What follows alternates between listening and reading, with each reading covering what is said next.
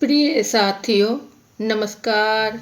मैं संजू कुमारी सरोज आप सभी का सरोज संपदा चैनल पर सहृदय स्वागत करती हूँ। यूजीसी नेट जेआरएफ 2025 की तैयारी के तहत पेपर 2 एजुकेशन टॉप क्वेश्चंस के रूप में practice set previous year question का इम्पोर्टेंट क्वेश्चंस आंसर सेशन साझा करेंगे। तो ज़्यादा देर न करते हुए हम सब प्रश्न की ओर चले। प्रश्न है, इसके पहले हम लोग और भी कर चुके हैं। 61 पर प्रश्न है, निःशक्त व्यक्ति अधिकार अधिनियम 1995 के अनुसार निःशक्तता की निम्नलिखित दशाओं को अभिज्ञात किया गया है। ए, दृष्टिहीनता और अल्पदृष्टि। बी, श्रवण दोषग्रस्तता। सी, मानसिक मंदता और मानसिक व्याधि। सी, डी, स्वलीनता स्पेक्ट्रम विकार। और ई है विशिष्ट अधिगम निःशक्तता। 5 कथनों से कोई 3 कथनों का चयन करना है ABCD के दिए गए विकल्प से। तो 1995 में जो निःशक्त व्यक्ति अधिकार अधिनियम लागू हुआ, इसमें जो छात्र निःशक्तता है उसके लिए, उन छात्रों के लिए 5 के धारा 26 में, अध्याय 5 है, धारा 26 में सभी छात्रों को जो निःशक्तता के साथ है उन्हें सभी प्रकार की शिक्षा निःशुल्क का प्रावधान है। इसमें जो छात्र 18 वर्ष की आयु तक मुफ्त शिक्षा ग्रहण कर सकते हैं। तो कौन सा हमारा यहाँ हो रहा है? दृष्टिहीनता और अल्पदृष्टि, यह भी है, इसके लिए भी कहा गया है। श्रवण दोषग्रस्तता, यह भी है। मानसिक मंदता और मानसिक व्याधि भी है। यही 3 है, यानी हमारा ऑप्शन सी की ओर है। यह स्वलीनता या विशिष्ट, ये सब नहीं है। सही आंसर का मिलान है।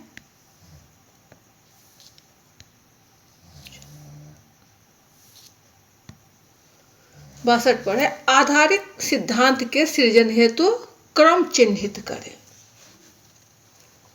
ए, कूट लेखन और वृत्तीकरण।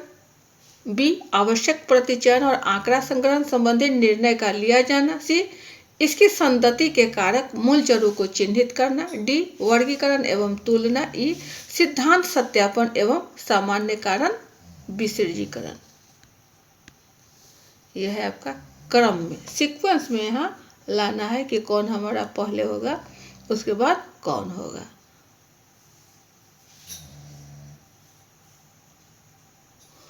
आधारित सिद्धांत के सृजन का जो है वह आपको सबसे पहले आएगा आवश्यक प्रतिचयन और आंकड़ा संग्रहण संबंधी निर्णय का लिया जाना। सबसे पहले हम अपना जो सैंपल है उस सैंपल के आधार पर कि कौन सा कितना है, उस सैंपल के आधार पर डाटा को हम कलेक्ट करते हैं। उसके बाद कूट लेखन और उसका वृत्तीकरण किया जाता है, यानी डी के बाद ए। ऑप्शन आपको डी की ओर जा रहा है, डी ए, बी, ये बी है, ऑप्शन डी हो जाएगा, बी ए। उसके बाद सिद्धांत सत्यापन एवं सामान्यीकरण विसर्जीकरण, बी ए डी। उसके बाद संगति के कारक मूल जड़ों को चिन्हित करना, और अंत में आपका है वर्गीकरण एवं तुलना, इसके बाद था, और अंत में है सिद्धांत का सत्यापन, क्योंकि जनरलाइजेशन एंड कंक्लूजन जो होगा वह सबसे अंत में होता है। तो ई पहले से ही है, यानी ऑप्शन हमारा डी हो जाएगा। सही आंसर का मिलान है।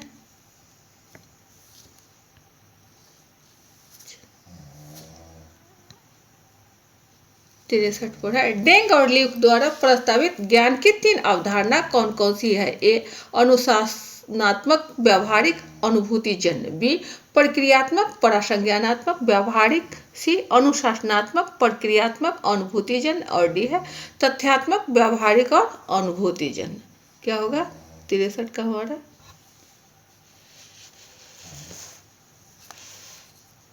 ज्ञान की 3 अवधारणा है। यहाँ जब ज्ञान की अवधारणा को हम शिक्षण देते हैं तो हम कहीं ना कहीं ज्ञान देते हैं। तो इसमें 3 हमारा क्या होगा? हम जानते हैं कि सिद्धांत की जानकारी शिक्षक के लिए निहायत आवश्यक है और इसी संदर्भ में डेंग और ल्यूक महोदय ने बतलाया कि सबसे पहले क्या होना चाहिए? तो अनुशासनात्मक व्यवहारिक और अनुभूति जन। ऑप्शन ए की ओर सही आंसर का मिलान है।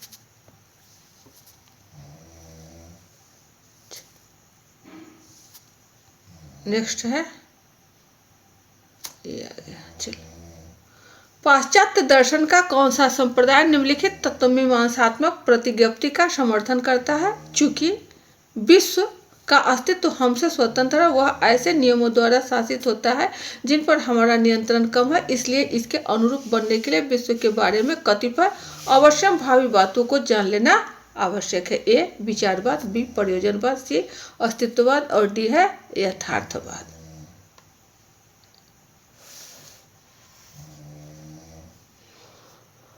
तो यह जो है हमारा कथन, यह आपको रियलिस्टिक यानी यथार्थवाद का समर्थन करता है।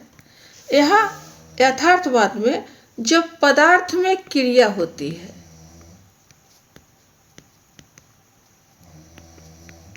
तो उसमें जीव का जन्म होता है और जब पदार्थ की क्रिया समाप्त हो जाती है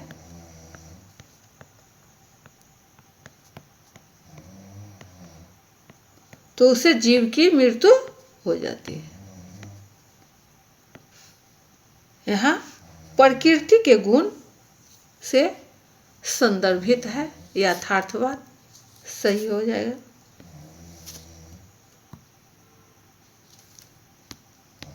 सही आंसर का मिलान है। नेक्स्ट है 65 पर किसी बजट के अनिवार्य घटक होते हैं? ए भवन और अवसंरचना, बी आय और व्यय, सी नीति और कार्यक्रम, डी शुल्क और वेतन। तो बजट जो है यह इसके अनिवार्य घटक, ये मुख्यतः 2 प्रकार के होते हैं।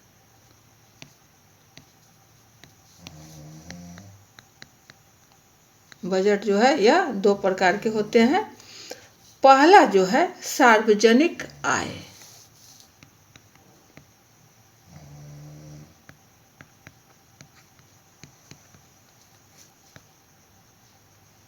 और दूसरा होता है सार्वजनिक व्यय।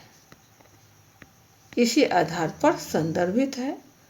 यह जो है सार्वजनिक आय, यहाँ जो है यह भी आपको 2 तरह की होती है। एक जो है राजस्व आय और दूसरा है गैर कर। तो क्या हो जाएगा हमारा सही विकल्प? आय और व्यय। ऑप्शन बी की ओर।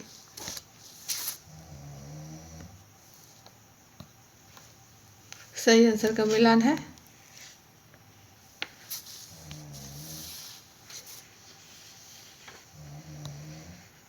छियासठ पर है निम्नलिखित कथनों में से कौन कथन अनुदेशन तकनीक की रेखीय अधिक्रम शैली की अभिलाक्षणिक विशेषताओं का उदाहरण द्वारा समझता है? ए लघु पदों में प्रस्तुतिकरण, बी अवबोध को बढ़ाने के लिए त्रुटि का उपचार, सी सक्रिय अनुक्रिया, डी प्रदर्शन प्रोत्साहन और निरुक्तता, ई प्रतिपुष्टि की तात्कालिकता। सही क्या होगा?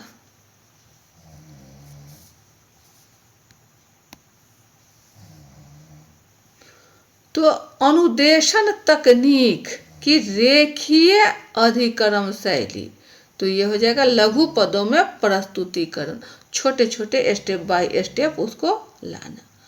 अवबोध को बढ़ाने के लिए त्रुटि का उपचार यह नहीं है जरूरी, सक्रिय अनुक्रिया यह सही है। प्रदर्शन प्रोत्साहन प्रोत्साहन या निरुक्तकता नहीं, ये क्या होगा? प्रतिपुष्टि की तात्कालिकता ये सही है, यानी ए सी और ई। ऑप्शन क्या होगा? सी।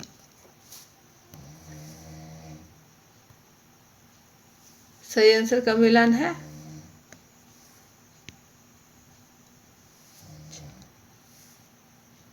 नेक्स्ट है 67 पर, सूची 1 का सूची 2 से मिलान करना है। एक में है अध्यापक शिक्षा और दूसरा है उसका विवरण। ए है प्रवीणता आधारित, बी व्यवहारपरक, सी परीक्षा उन्मुख। ये 3 है और इधर 4 आपको विवरण में दिया गया है। तो प्रवीणता आधारित, जिसमें हम किसी भी चीज के लिए जो अध्यापक शिक्षा है उसमें हुआ यदि प्रवीण हो जाता है तो इसका मतलब है कि जो सब्जेक्ट कंटेंट है, जो विषय वस्तु है, उस पर उसका पूर्ण रूप से अधिकार प्राप्त है और उस अधिकार को वह प्रतिभागी तक पहुंचा सकता है। तो प्रवीणता आधारित जो है, विषय पर पूर्ण अधिकार प्रदर्शित करने के माध्यम से प्रतिभागी निपुण बन जाते हैं। यहाँ प्रवीण से यह निपुण बनेंगे। ए का 4, एक ही ऑप्शन में है, ए में है, मिल गया आंसर हमारा। उसके बाद बी जो है व्यवहार परक, व्यवहार से अध्यापक प्रशिक्षण के लिए क्रिया प्रसूत अनुबंधन का प्रयोग, ठीक है, बी 3। और सी बच गया 1, प्रश्न पूछ कर प्रश्नों की जांच द्वारा शैक्षणिक विषय वस्तु यानी परीक्षा प्रश्न पूछना, हो गया सी का पहला ऑप्शन ए हो रहा है। सही आंसर का मिलान है।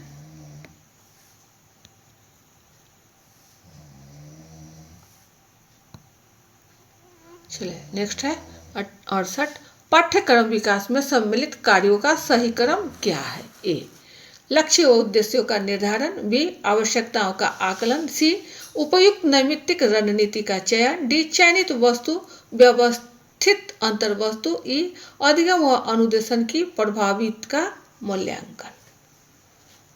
इनसे क्रम में सजाना है कि पाठ्यक्रम का जो विकास होता है उसमें सही क्रम क्या होगा। जब हमारा पाठ्यक्रम बनाना होता है, जब हमें सिलेबस बनाना होता है, तो उसके लिए सबसे पहले क्या होता है, उसकी आवश्यकता को देखी जाती है कि किस वर्ग समुदाय के किस बच्चों के लिए उसकी आवश्यकता क्या है। तो सबसे पहले क्या करेंगे, आवश्यकताओं का आकलन। सबसे पहले बी आएगा, जब बी आएगा तो ए कैंसिल, डी कैंसिल। अब देखा जाए कि इसके बाद क्या होता है।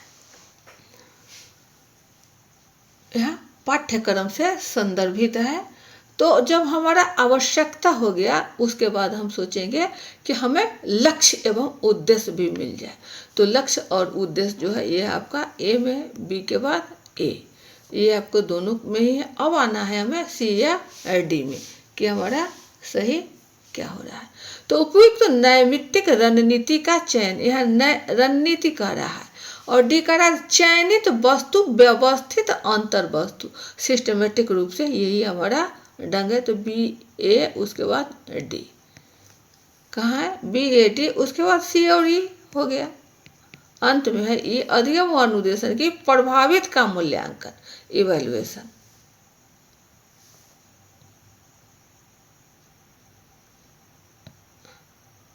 सही आंसर का मिलान है।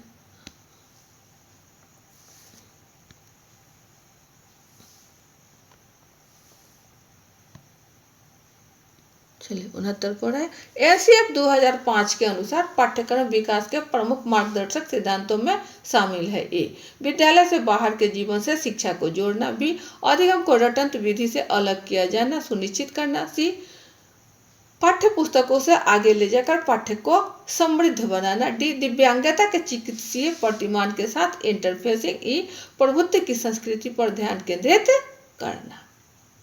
इसमें कोई 3 का ही चयन करना है। तो विद्यालय से बाहर के जीवन से शिक्षा का जोड़ना, यही तो हमारा है NCF 2005, national curriculum of framework 2005, ये सही है। अधिगम को रटंत विधि से खत्म कर देना, अलग करना, यह सुनिश्चित किया जाना, यह भी सही है।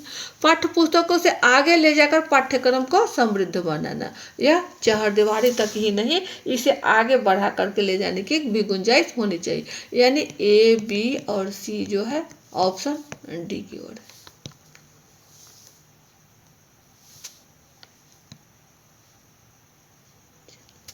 सही आंसर का मिलान है।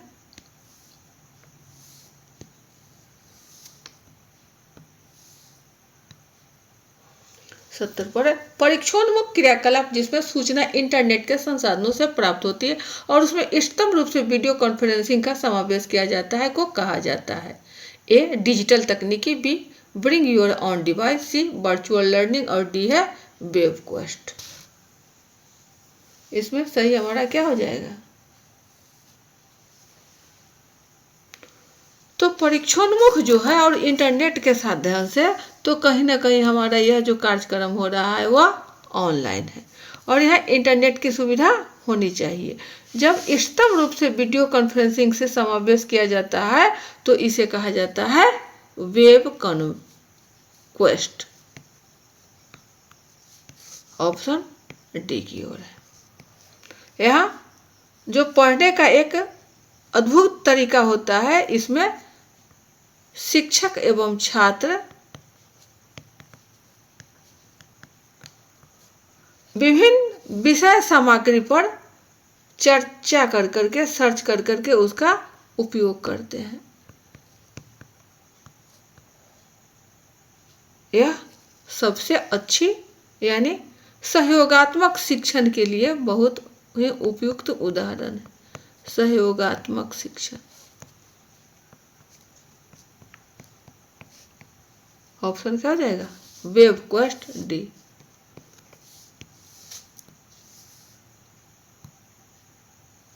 सही आंसर का मिलान है।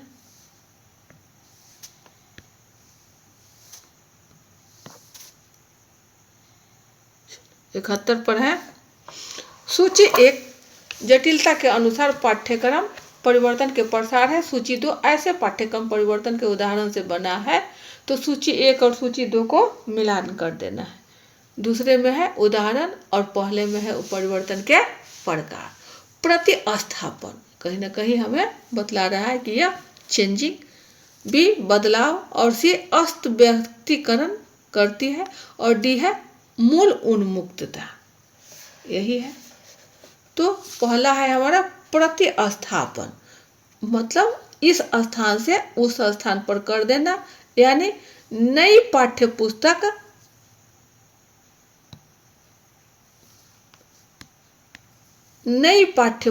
पुराने पाठ्य पुस्तक की जगह कार्य करती है।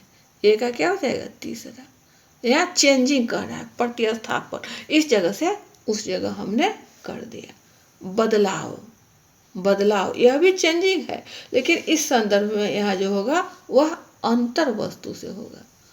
मौजूदा अधिगम सामग्री में नई अंतर वस्तु की शुरुआत। बी का 4। सी कर रहा है अस्त व्यक्तिकरण।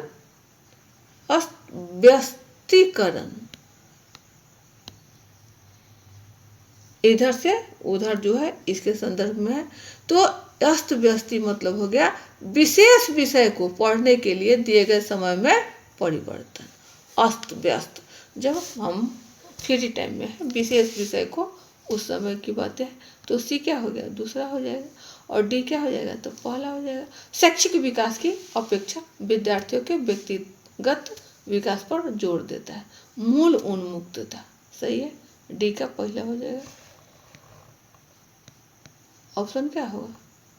डी का पहला यहाँ है, ए का 3 है। सही है। ऑप्शन सी हो जाएगा।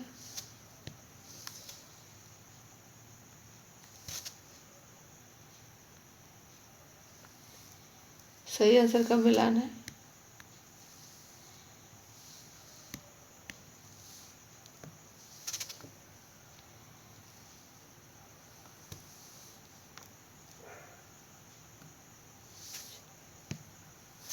बहत्तर पर है अभिकथन ए, अनुदेशन नियोजन से अभिप्राय अनुदेशन को व्यवस्थित करने, कार्यान्वित करने और उनके मूल्यांकन के बारे में लिए गए निर्णय है। तर्क आर है रीजन, नियोजन दिशा की समझ प्रदान करता है और इसके माध्यम से शिक्षक के आत्मविश्वास महसूस होता है। इससे शिक्षक को अनुदेशन के बारे में विमर्श निर्णय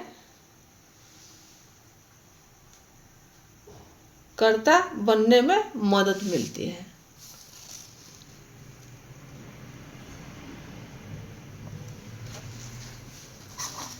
चलिए क्या हो जाएगा, ये निर्णय करता एक साथ हो जाएगा।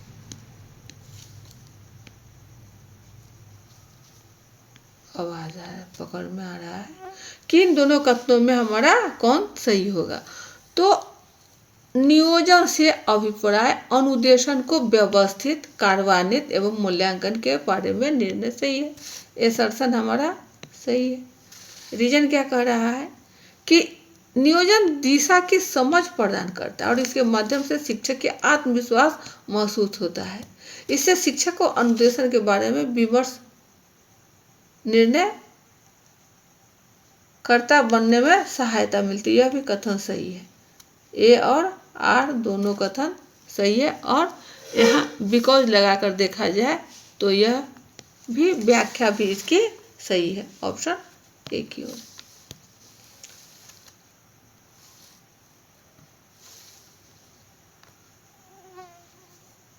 चले ये रहा सही आंसर का मिलान।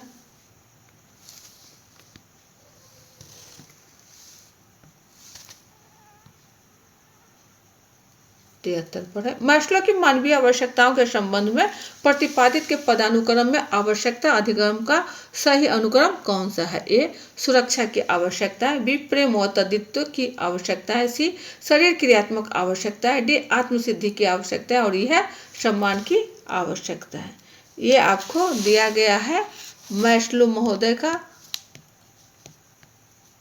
और इसमें करना क्या है, तो इसका सीक्वेंस बना देना है कि सबसे पहले कौन, उसके बाद कौन, उसके बाद कौन। तो हमारा जो है सबसे पहले है वह है 1 नंबर पर आता है शरीर क्रियात्मक, दूसरा में है सुरक्षा और तीसरा है प्रेम, चौथा है सम्मान और 5वां है आत्मानुभूति। यही है। तो पूछा जा रहा है कि कौन कौन है, तो सबसे पहले शरीर क्रियात्मक है तो यानी सी पहले आएगा। सी 2 बार है, ठीक है। सी के बाद क्या कह रहा है, शरीर क्रियात्मक आवश्यकताएं,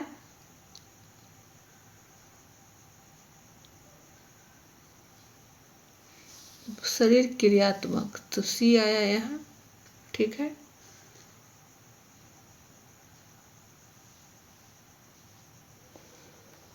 चलिए सी आया। उसके बाद ए देखा जाए सुरक्षा की आवश्यकता है तो सुरक्षा ही है। सी के बाद ए हो जाएगा, यानी ऑप्शन कहीं ना कहीं ए आ रहा है इसके अकॉर्डिंगली। सही आंसर का मिलान है।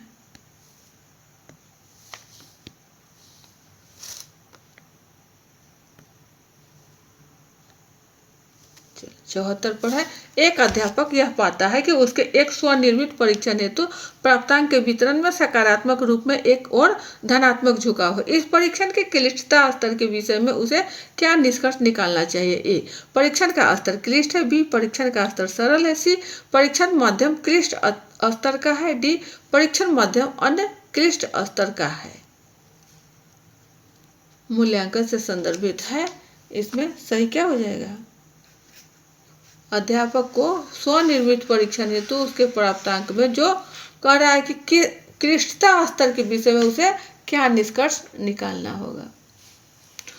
यहाँ स्वनिर्मित परीक्षण के अंतर्गत के मतलब है कि जो सकारात्मक रूप से धनात्मक झुकाव पाता है।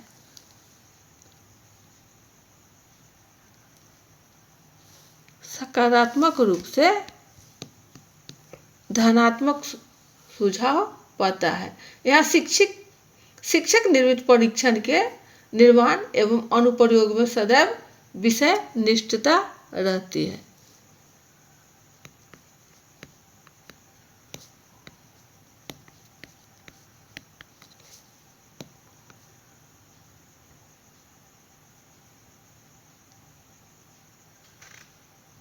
चलिए सही आंसर का मिलन ये रहा। परीक्षण मध्यम क्लिष्ट स्तर का है, सी। परीक्षण का स्तर क्लिष्ट है, ऑप्शन ए हो जाएगा। सही यही है, ये क्लिष्ट स्तर का नहीं, परीक्षण का स्तर क्लिष्ट है, मध्यम नहीं। ये 75 पर है, मानव अधिगम संदर्भ के बारे में कार्ल रोजर्स द्वारा प्रतिपादित प्रविधियों को क्या शीर्षक दिया गया था? ए स्वसंयमन अधिगम, बी आग्राही अधिगम, सी आत्मप्रेरित अधिगम और डी है खोजपरक अधिगम।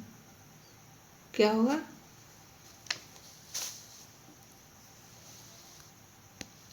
तो कार्ल रोजर्स के अनुसार जो है वह क्या होता है, मानव से संबंधित है, उसके अधिगम से, तो आत्म प्रेरित अधिगम। यह ऑप्शन सी की ओर होगा। यह जो भी समस्याएं होती है वह उसे वास्तविक माना जाता है और जो जुड़ी हुई समस्या है उनके अधिगम प्रक्रिया सृजित करता है।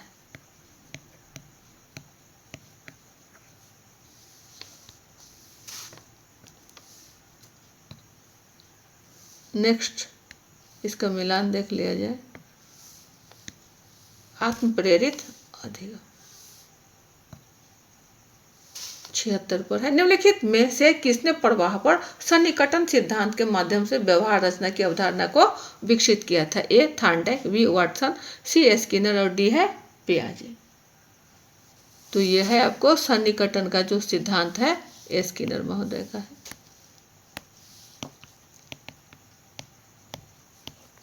ऑप्शन सी।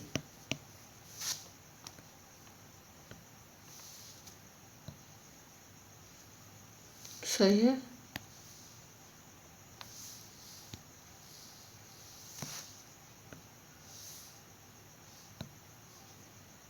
सतहत्तर पर पाठ्यक्रम मूल्यांकन का समरूप निर्भरता प्रतिमान का विकास किसके द्वारा किया गया था? A Ralph Tyler, B Malcolm Provus और C Robert Stake, D Daniel स्टेफलबिन।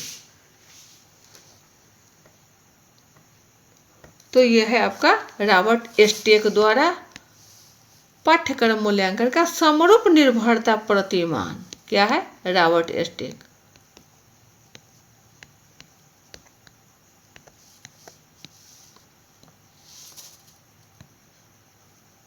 चलिए सही आंसर का मिलान है।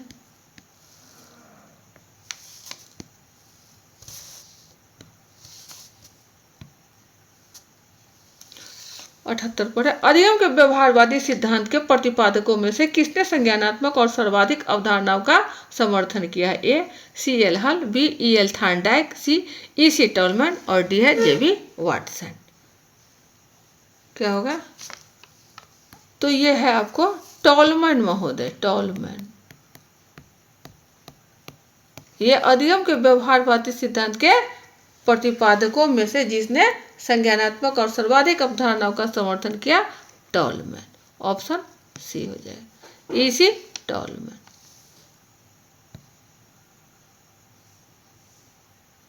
सही आंसर का मिलान लगा हुआ है। चलिए देख लिया जाए आगे। 79 पर है, निम्नलिखित में से कौन से शिक्षक मूल्यांकन के लिए पूर्ववर्ती संबंध मानदंड है? ए शिक्षक के व्यक्तित्व का स्वरूप और अभिप्रेरणात्मक प्रवृत्ति, बी अनुदेशन के दौरान प्रतिपुष्टि देने और अनुवर्ती क्रिया संबंधी शिक्षक द्वारा अपनाई गई पद्धति, सी शिक्षण के दौरान शिक्षक द्वारा सुनिश्चित किए गए अधिगम और अभिप्रेरणा की मात्रा। डी, शिक्षक की सामाजिक सामर्थ्य और स्वाभिमान। ई, शिक्षक द्वारा प्रयुक्त प्रबंधन और अनुकरण प्रविधि। पूर्ववर्ती संबंध पूछा जा रहा है कि शिक्षक मूल्यांकन के लिए कौन सा हमारा सही होगा। तो यह शिक्षक के व्यक्तित्व का स्वरूप एवं अभिप्रेरणात्मक प्रवृत्ति एकदम सही है, पूर्ववर्ती संबंध माना जा रहा है, तो ये आपका कहीं दिक्कत नहीं है, यह पूर्णतः सही है। उसके बाद है आपका शिक्षक द्वारा शिक्षक की सामाजिक सामर्थ्य और स्वाभिमान। चूंकि यह पूर्ववर्ती संबद्ध मानदंड है तो क्या होगा, ए और डी, ऑप्शन ए की ओर है।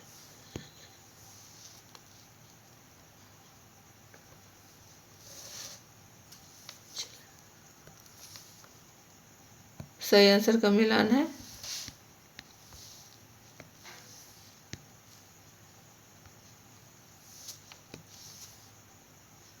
नेक्स्ट है 80 पर, निम्नलिखित युक्त शिक्षा स्रोतों में से कौन सा भारतीय पहल की परिधि के तहत आता है। ए, कोर्सेरा, बी, एडसेस, सी, ई, ज्ञान कोर्स और डी है ओपन स्टैक्स।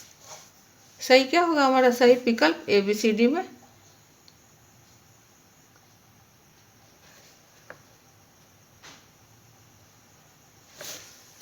तो यह जो है आपको ई ज्ञान कोर्स, उसके अंतर्गत ही भारतीय पहल की परिधि को रखा गया है। ऑप्शन हमारा सी की ओर हो जाएगा, ई ज्ञान कोर्स।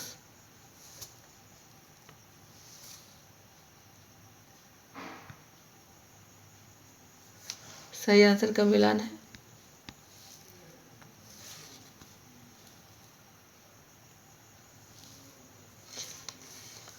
तो ये थे आपके कुछ चुनिंदा महत्वपूर्ण प्रश्न जो प्रीवियस ईयर क्वेश्चन के 2020 में पूछा गया है। इसके पहले भी 2-3 सेशन 2020 का ही साझा किया गया था, ये बाद वाले का है। सेशन पर नए हैं तो kindly support, like, comment, share करें, जिससे एक दूसरे का हौसला अफजाई हो सके और पूरे आत्मविश्वास के साथ सेशन साझा करते रहें। तो सेशन यही बाइंड अप किया जाता है। अगले सेशन में पुनः हम सब अच्छे अच्छे प्रश्नों को लेकर उपस्थित होंगे। तब तक के लिए जय हिंद, वंदे मातरम।